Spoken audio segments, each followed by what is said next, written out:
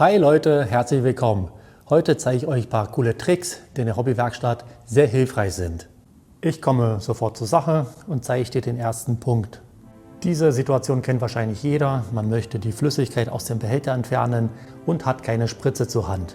Dafür gibt es aber eine geniale Lösung. Man braucht dafür eine alte Flasche von einem Seifenspender und genauer gesagt diese kleine Pumpe.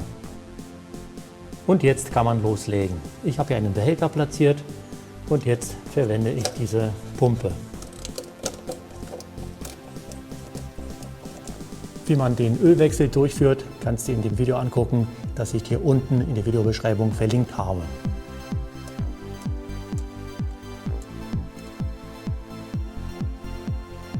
Ja, und bitteschön, das hat wunderbar funktioniert.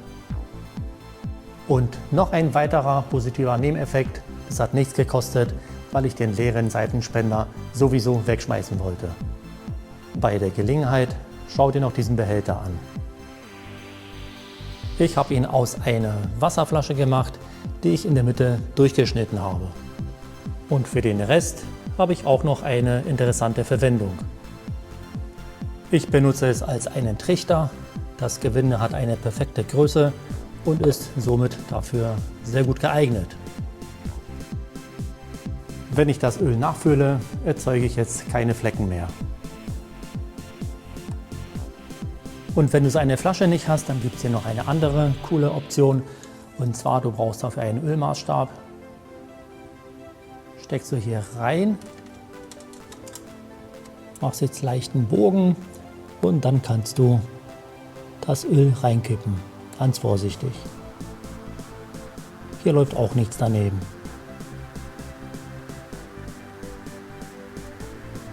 Nächster Punkt, der Kraftstofffilter. Wenn man ihn austauscht, da läuft immer was aus. Deshalb gibt es dafür eine ganz einfache Lösung.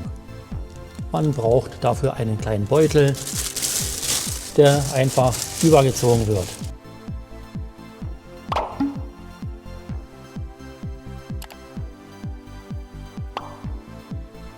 Ja, jetzt sitzt da drin und kann ausgebaut werden, ohne dass man eine Sauerei produziert.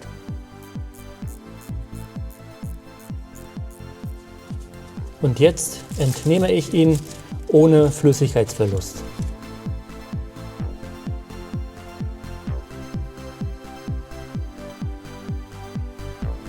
Den gesamten Ablauf dieser Aktion kannst du dir in diesem Video angucken, das ich dir auch in der Videobeschreibung verlinkt habe. Das sind ganz einfache Sachen, ich finde sie aber trotzdem sehr cool.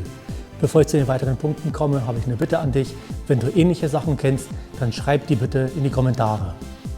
Weiter geht's mit dem Gurt, der hängt und nicht mehr in die Ausgangsposition zurückkommt. Dafür gibt es auch eine sehr einfache Lösung.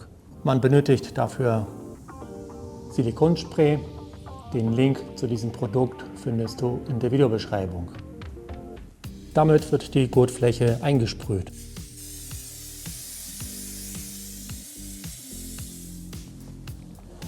Und danach funktioniert er wie neu. Den Link zu diesem Video, wo du dir alles ganz genau angucken kannst, findest du auch in der Videobeschreibung. Und jetzt haben wir eine Schraube, die sich nicht lösen lässt.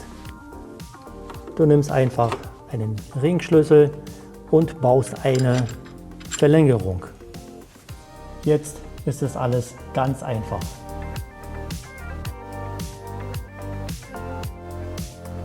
Für den nächsten Trick braucht man eine Bohrmaschine, doppelseitiges Klebeband und ein Stück Schleifpapier.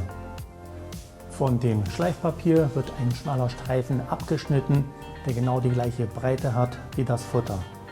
Anschließend wird es mit dem doppelseitigen Klebeband befestigt. Und so sieht das Ergebnis aus. Jetzt haben wir einen ganz kleinen Schleifbock, der für die eine oder andere Sache sehr nützlich ist.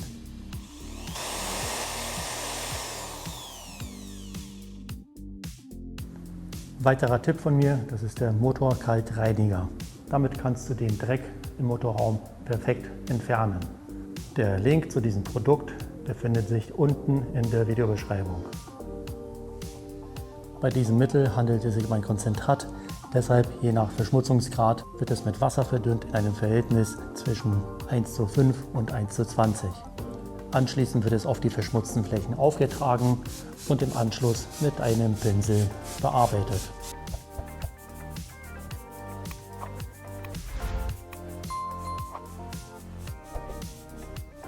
Jetzt kurz einwirken lassen und dann werde ich mit dem Pinsel die Flächen bearbeiten.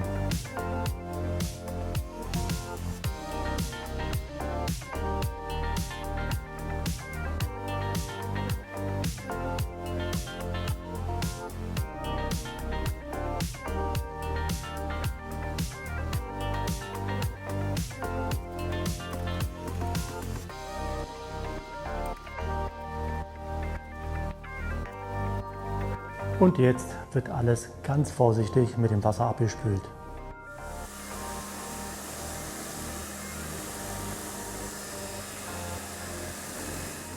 Und so sieht das jetzt aus. Der über 30 Jahre alte Dreck wurde komplett entfernt. Und jetzt bist du dran. Ich bin sehr gespannt, was du darüber denkst. Schreib mir deshalb deine Meinung in die Kommentare. Ich werde mich freuen, wenn dir das Video gefallen hat und wenn ich von dir den Daumen hoch bekomme. Ansonsten bis zum nächsten Mal.